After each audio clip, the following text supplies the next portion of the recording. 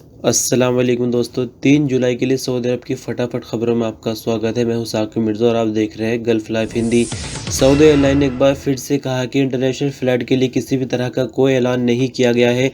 पूरी तरह से इंटरनेशनल फ़्लाइट पर पाबंदी है और अगली सूचना आने तक, यानी अथॉरिटी की तरफ से या फिर सऊदी गवर्नमेंट की तरफ से जब तक कोई अगली सूचना नहीं आती, फ़्लाइट पर पाबंदी बरकरार रहेगी। इसमें किसी भी तरह की कोई गुंजाइश नहीं निकलेगी। सिर्फ वो फ़्लाइटें चलाई जा रही है जिनसे सऊदियों को वापस लाया जा रहा है दूसरे मुल्कों से, और जो ओदा सर्विस के ज़रिए यहाँ से फ़्लाइटें जा रही है, सिर्फ स्पेशल फ़्लाइट चल रही है। बाकी जो नॉर्मल फ़्लाइट होती है उस पर पूरी तरह से पाबंदी अभी भी बरकरार है और अगली सूचना आने तक बरकरार रहेगी पाबंदी।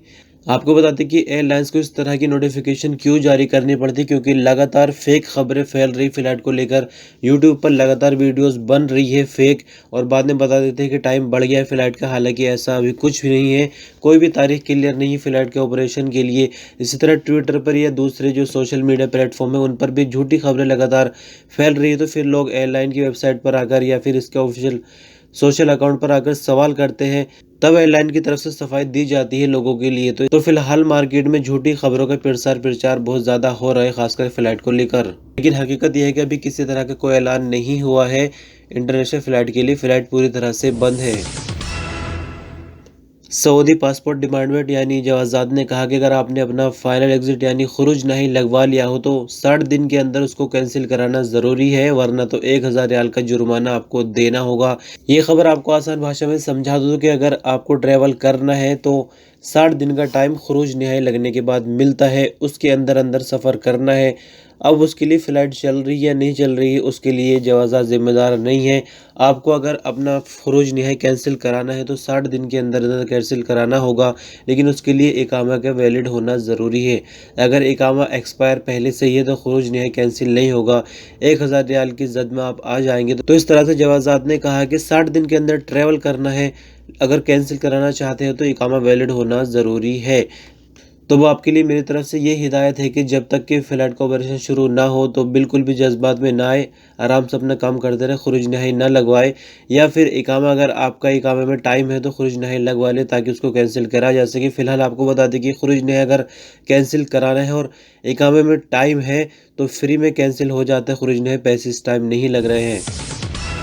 सऊदी गवर्नमेंट की तरफ से प्राइवेट कंपनियों या फिर दूसरे जो सेक्टर होते हैं उनको काफ़ी छूट दी जा रही है गवर्नमेंट की तरफ से। सऊदी किंग सलमान बिन अब्दुल अजीज़ ने कहा है कि जिनके इकामे ख़त्म हो गए यानी एक्सपायर हो गए उनको 1 माह की छूट दी जा रही है। 1 महीने की फ़ीस उनसे नहीं ली जाएगी।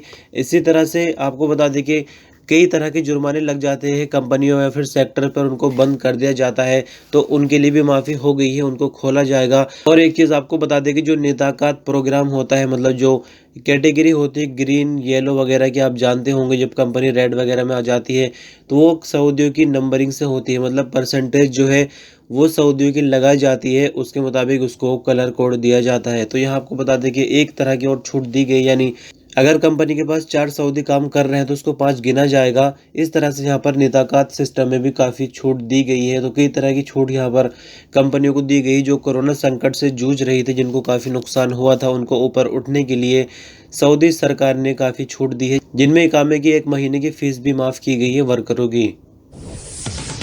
सऊदी पासपोर्ट डिपार्टमेंट यानी जवाज़ात ने कहा है कि जवाज़ात की तरफ से जिनका बैलेंस रह जाता है उनको बैलेंस कैसे लेना, उसके 3 तरीके बताए। उससे पहले मैं आपको बता दूं कि जब इकामा रिन्यू किया जाता है या किसी भी तरीके की कोई कार्रवाई होती है जवाज़ात के साथ ऑनलाइन, और बैलेंस जो है टेक्निकल इशू की वजह से कट जाता है लेकिन काम नहीं होता है, तो उसके लिए जवाज़ात ने 3 तरीके बताए हैं कि 3 तरीक़ों से आप अपना बैलेंस वापस ले सकते हैं। सबसे पहले तो 1999 यानी 1999 नंबर पर कॉल कर सकते हैं। दूसरा तरीका ccc@mof.gov.sa, फिर से आपको बता दूं CCC यानी ccc@mof.gov.sa पर ईमेल किया जा सकता है, या फिर ट्विटर का जो ऑफिशियल अकाउंट है जवाज़ात का, वहां से भी आप मैसेज कर सकते हैं अपने पैसे वापस लेने के लिए, जो आपके पैसे टेक्निकल इश्यू की वजह से कट गए थे और आपका काम नहीं हुआ था, यानी जैसे कि इकामा रिन्यू कराते हैं वगैरह वगैरह। तो इस तरह से जवाज़ात की तरफ से ऐलान था पैसे वापसी लेने के लिए। सऊदी इलेक्ट्रिसिटी कंपनी ने कहा कि जून के बिजली बिल में 15% वैल्यू एडेड टैक्स यानी वैट शामिल नहीं होगा। 15% वैल्यू एडेड टैक्स पर जो अमल होगा वो जुलाई के बिल से किया जाएगा। सऊदी बिजली कंपनी ने बताया कि ज़कात और टैक्स अथॉरिटी की तरफ से जो खबर प्राप्त हुई है उसके मुताबिक जून के बिल पर सिर्फ 5% टैक्स ही दिया जाएगा, लेकिन जो जुलाई का बिल आएगा यानी जुलाई के बिल जो अगस्त के महीने में बनकर आएगा उस पर 15% टैक्स लगेगा। सऊदी मौसम विभाग ने कहा कि जुमा और हफ्ते यानी शनिवार को सऊदी अरब के 5 इलाकों में गरज चमक के साथ बारिश होने की पूरी उम्मीद है। सऊदी मौसम विभाग ने कहा कि बारिश से पहले रियाज, नजरान, असीर, बाह और जाजान में तेज रेतीली तूफानी हवाएं चलेंगी, जिनकी रफ्तार 45 किलोमीटर प्रति घंटा रहेगी। आगे मौसम विभाग ने कहा कि तेज रेतीली तूफानी हवा से मौसम काफी धुंधला हो जाएगा, जिससे देखने में काफी परेशानी होगी। जद्दा म्यूनिसिपैलिटी ने बच्चों के बार शॉप्स और रेस्टोरेंट में प्ले एरिया खोलने की इजाज़त दे दी है। जद्दा म्यूनिसिपैलिटी के सेक्रेटरी इंजीनियर मोहम्मद बिन इब्राहिम अल ज़हरानी ने बताया कि 21 जून के बाद जैसे ही कर्फ्यू को उठाया गया था उसके बाद लगातार हालात को नॉर्मल करने के लिए जायजे लिए जा रहे थे और उसके बाद अब ये फैसला लिया गया है कि 7 साल से कम उम्र के बच्चों के लिए बार शॉप्स और रेस्टोरेंट में प्ले एरिया भी खोलने की इजाज़त दे दी गई है। लेकिन यहाँ आपको बता दें कि जो नियम बताया गया है कोरोना के फैलाव को रोकने के लिए, उससे बचाने के लिए, उन पर अमल होना ज़रूरी है। यानी सोशल डिस्टेंसिंग वगैरह बननी है और जो भी दूसरे तरह के नियम रोज़ाना बताए जाते हैं आपसे अक्सर खबरों में, उन सब का पालन करना ज़रूरी है, जो कि पूरे सऊदी अरब में फ़िलहाल लागू है जब तक कोरोना वायरस पूरी तरह से ख़त्म नहीं हो जाता। सऊदी यमन ज्वाइंट फोर्स ने हूथियों के खिलाफ ऑपरेशन शुरू कर दिया है। सऊदी यमन ज्वाइंट फोर्स के प्रवक्ता कर्नल तुर्की अल मालिकी ने कहा कि सऊदी अरब के खिलाफ उठने वाला हाथ काट दिया जाएगा। उन्होंने आगे कहा कि शहरी आबादी को निशाना बनाने से पहले हूथियों को 1000 बार सोचना होगा। आगे अगर इस तरह से कोई भी हरकत हूथियों की तरफ से होती है तो उसको बिल्कुल भी बर्दाश्त नहीं किया जाएगा, फौरन उसका जवाब दिया जाएगा। उन्होंने कहा कि हूथियों के लिए हमारी तरफ से ऑपरेशन शुरू कर दिया गया है और हम पूरी तरह से तैयार हैं। अगर हूथियों की तरफ से कोई भी कार्रवाई आगे होती है सऊदी अरब के खिलाफ तो उसका मुंह तोड़ जवाब हमारी तरफ से दिया जाएगा। सऊदी मिनिस्ट्री ऑफ हेल्थ के प्रवक्ता डॉक्टर अलावत अली ने कहा कि सऊदी अरब ऐसे मुल्कों में शुमार होता है, मतलब ऐसे मुल्कों में शामिल हो गया है जहां पर कोरोना से ठीक होने वालों की बड़ी संख्या है। यानी आपको बता दें कि सऊदी अरब काफ़ी अच्छी रैंकिंग में आ गया है। कोरोना के केस तो लगातार बढ़ ही रहे हैं लेकिन रिकवरी की संख्या भी काफ़ी अच्छी है। और यहाँ मैं आपको बता दूं कि बीते रोज़ जो कोरोना के नए केस आए वो 3383 थे, जबकि रिकवरी 4909 थी। अब तक सऊदी अरब में कुल रिकवरी 1,37,669 हो गई है। तो इसी तरह से मिनिस्ट्री ऑफ हेल्थ की तरफ से ये बयान जारी किया गया है कि जो इंटरनेशनल लेवल पर अगर देखा जाए तो सऊदी अरब उन देशों में शामिल होता है जो कोरोना की रिकवरी में बहुत आगे पहुंच चुके हैं।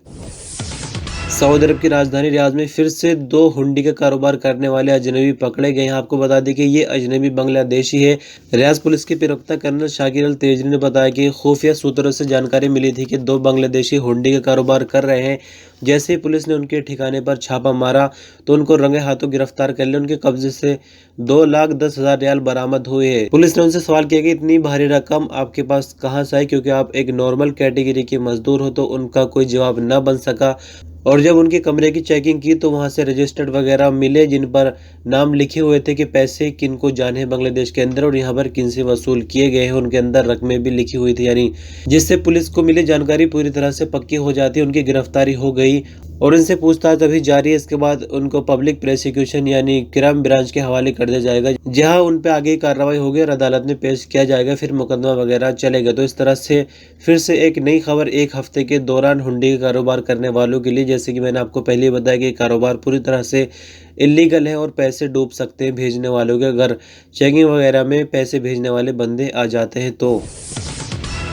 और ख़बरों के लास्ट में आपको बता दें कि सऊदी अरब फिलहाल लगातार इंपोर्ट करता था सभी जो मिलिट्री की चीज़ें होती है, असला होता है वगैरह वगैरह, चाहे वो बख्तरबंद गाड़ियाँ हो, सभी चीज़ें अभी तक सऊदी अरब इंपोर्ट करता था दूसरे देशों से। लेकिन अब यहाँ पर बदलाव काफ़ी होने जा रहे हैं। एक फैक्ट्री बनाई जाएगी जिसका नाम अल दहना होगा, उसके अंदर बख्तरबंद गाड़ियाँ बनेंगी।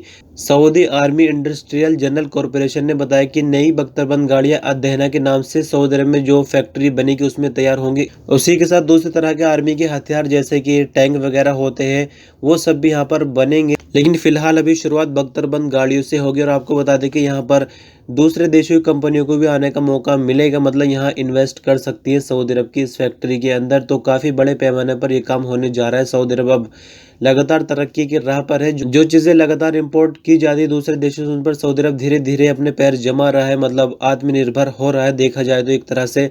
तो इस तरह से ये खबर थी आर्मी की तरफ से। खबरों का सिलसिला बस यहीं ख़त्म होता है।